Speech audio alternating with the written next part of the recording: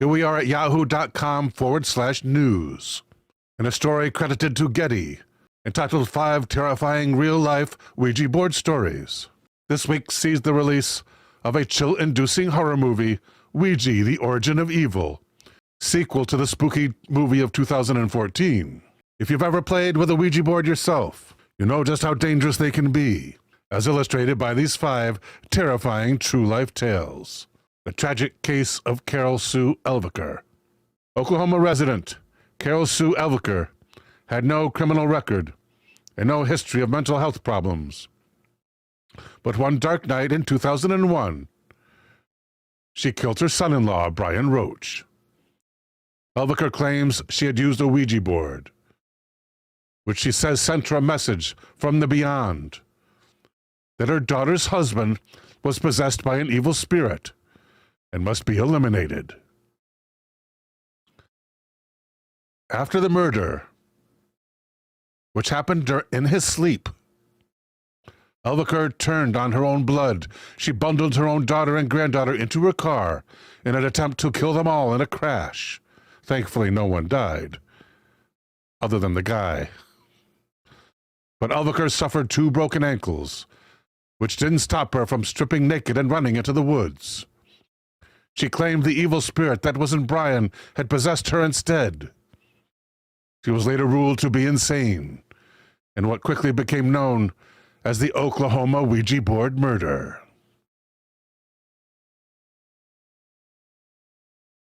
It knows who you are. Gary Gilmore was sentenced to death after he confessed to the murder of 2 men in Utah in 1977. His excuse was more unique than most. He claims his mother, Bessie, made contact one night with a demon by way of the Ouija board, which had cursed his entire family with misfortune.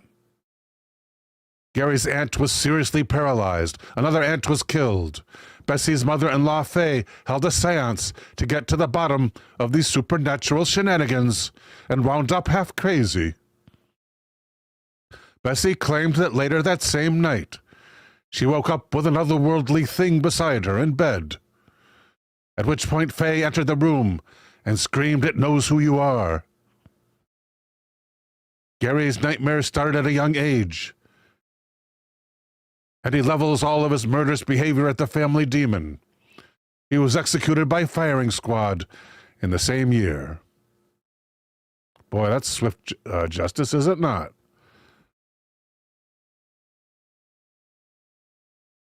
Driven to kill father. Toying with Ouija boards is not a modern phenomenon.